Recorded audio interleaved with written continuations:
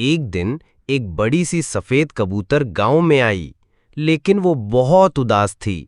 मैं अंडे क्यों नहीं दे पाती? सब दे रहे हैं, मैं ही नहीं। तब एक सफेद डॉक्टर बकरी आई और उसने एक चमकदार पिंक दवा दी। ये ले, ये सब ठीक कर देगी। कबूतर ने दवा पी और आसमान में उड़ान भर ली। और फिर पूरे शहर में अंडे बरसने लगे। एग्रेन एग्रेन आ गई।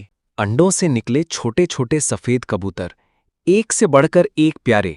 मैंने सबको अंडे दे दिए, पर किसी ने सब्सक्राइब ही नहीं किया। अगर आपको ये पसंद आई तो एक लाइक और सब्सक्राइब जरूर करना।